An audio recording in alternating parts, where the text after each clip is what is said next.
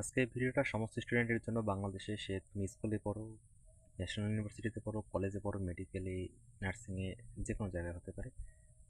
আজকের এই ভিডিওটায় আবার আমি একটা গুরুত্বপূর্ণ কথা বলবো, সো ভিডিওটি স্কিপ না করে সম্পূর্ণটি দেখো। আমাদের লেটেস্ট আপডেট আছে শিক্ষা বিষয়ক। ন্যাশনাল ইউনিভার্সিটিতে দেওয়া হয়েছে যে বাংলাদেশে পুরনো নিয়মের মতো শনিবার থেকে এখন নাকি ক্লাস শুরু হবে এবং সেই নিয়মটি অল্প কিছুদিনের মধ্যে, অল্প কয়েক মাসের মধ্যে কার্যকর করা হবে। তবে কবে হবে জানি না, এরকম আগেও বলা হয়েছে।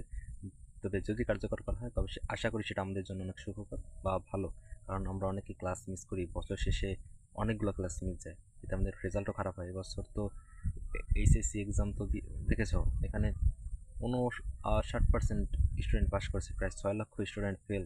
সো আশা করি এটা কার্যকর হলে আমাদের জন্যই ভালো হবে। আর আর অবশ্যই আমি একটা কথা বলবো, বিভিন্ন এসএসসি এবং এসএসসি ইংলিশ এবং সায়েন্স রিলেটেড বিভিন্ন ক্লাস ফ্রিতে এই পেজটি পাবা। তোমরা এটা সাবস্ক্রাইব ফলো করতে পারো এই পেজটি, অ্যান্ড এরকম লেটেস্ট আপডেটও এখানে পাবা। সো ফলো করো এখনই আর আমার সাথে যুক্ত থাকো।